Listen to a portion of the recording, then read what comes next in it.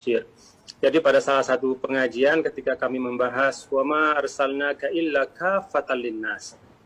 Nah, beliau di situ menyampaikan bahwa setelah Rasulullah SAW diutus, itu semua manusia adalah umat Nabi Muhammad SAW. Cuma ada yang ummatul ijabah dan ada yang masih ummatul dakwah.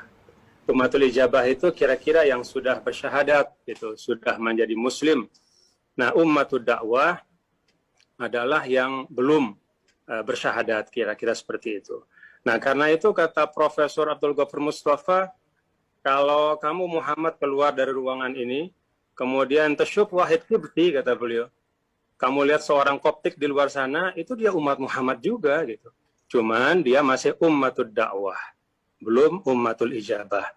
Karena itu kamu harus melihat dia dengan nazar rahmah, bahwa dia adalah bagian dari umat Nabi Muhammad SAW. Nah, ini satu ungkapan yang menurut saya mencerminkan ya bagaimana Al-Azhar itu menanamkan wasatiyah kepada para santrinya. Ada satu ungkapan juga dari salah seorang guru, ya saya lupa ketika saya dulu kuliah, yang menyampaikan bahwa agama itu adalah siapa gurumu. Jadi sesederhana itu. Jadi agamamu adalah siapa gurumu.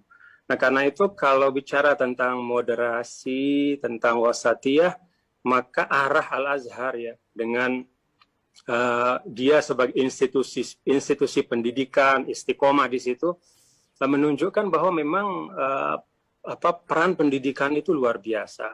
Kan siapapun yang muncul di ruang publik ya dengan narasi yang ekstrim, yang mengkafirkan, memfasikkan, membid'ahkan, dia kan produk dari pendidikan tertentu gitu. Nah, ada ilustrasi sedikit ketika saya dulu berkhidmat sebagai gubernur, itu ada salah seorang ya tetangga kami lah. Kami kan di sini itu campur ya antara Muslim, Hindu, karena Lombok ini kan dulu lama di bawah Karangasem ya, kerajaan Hindu bagian timur. Nah, salah seorang tokoh dari PHDI itu menyampaikan kepada saya, kebetulan dekat rumahnya ada salah satu sekolah Islam, tingkat kanak-kanak ya, Rodotul Atfal TK gitu.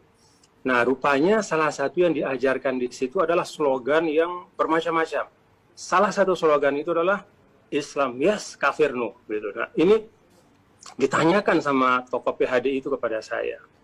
Tuan Guru, apa memang begitu tuntunan dalam Islam?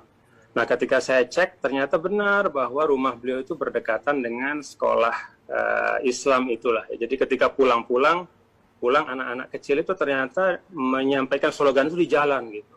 Nah, ini kan suatu PR juga bagi kita, bahwa ketika bicara tentang wasatiyah, bicara tentang menangkal terorisme, kita harus sungguh-sungguh bicara tentang apa yang kita ajarkan kepada anak-anak kita mulai dari tingkat yang paling rendah ya. Jadi penanaman nilai keislaman seperti apa sih yang kita tanamkan? Mohon maaf kalau kita menanamkan slogan seperti itu, ya tidak heran kalau kemudian, mohon maaf, terjadi friksi dalam hubungan sosial. Kan anak-anaknya akan besar, akan membawa itu sebagai bagian dari pendidikan yang mungkin dia yakini ya, bahwa cara atau bentuknya berkhidmat kepada Islam yaitu dengan memperbanyak teriakan slogan seperti itu. Jadi menurut saya memang aspek pendidikan itu sangat vital ya, karena sekali lagi agamamu adalah siapa gurumu. Syukur saya berguru pada Habib, pada Gus Baha, pada Gus Mus dan guru